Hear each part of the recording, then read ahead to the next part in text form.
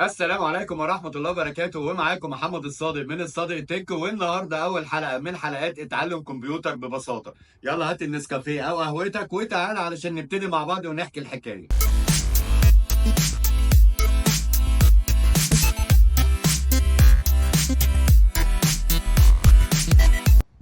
وتعالى أقول لك يا صديقي العزيز، في أول حلقات اتعلم كمبيوتر ببساطة لازم تعرف معنيين مهمين جدا في الكمبيوتر: معنى السوفت وير ومعنى الهاردوير. والسوفت وير دوت هو اللي بيختص بالتطبيقات والبرامج زي الويندوز، زي جوجل كروم، زي الجيم اللي انت بتلعبه، زي الفوتوشوب. التطبيقات والبرامج كلها بتندرج تحت كلمة سوفت وير. اما بالنسبه لقصه الهاردوير، فالهاردوير دوت بيعتمد على الاشياء الماديه الملموسه اللي تقدر تمسكها بايدك. مثال واهم حاجه طبعا عندنا واهم قطعه عندنا في الكمبيوتر الا وهو البروسيسور.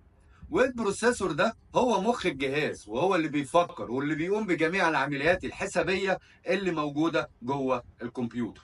تاني حاجة عندي ألا وهي كلمة الذاكرة. الذاكرة عندي دي بتتقسم معايا لحاجتين: حاجة اسمها رام وحاجة اسمها روم. ومعناها حاجة اللي هي الذاكرة المؤقتة أو الذاكرة المستديمة. طب أنا أميز إزاي ما بين الاتنين؟ الذاكرة المستديمة دايما هي الهارد ديسك بتاعك، سواء كان هارد ديسك اتش دي دي أو سواء كان اس اس دي. الاستورج بتاعتك أو مخزن البيانات اللي أنت بتخزن فيه البيانات، بتحط عليه اي ملف وتيجي السنه الجايه تفتح في نفس المكان تلاقي الملف ده موجود. دي ذاكره مستديمه.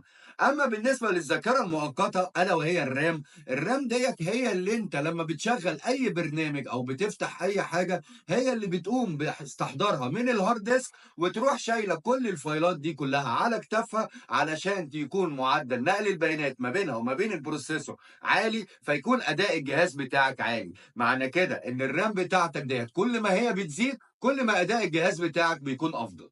طبعا كل المكونات بتاعت الكمبيوتر ديت احنا هنشرحها كل قطعة فيها بفيديو مفصل بيقول وظيفتها بتعمل ايه وازاي تختار احسن قطعة لاحسن اداء عندك. ما تنساش تعمل سبسكرايب للشانل بتاعتنا عشان تتابع كل الفيديوهات، ولايك وفولو للصدى تك وتابع كل فيديوهاتنا التعليمية.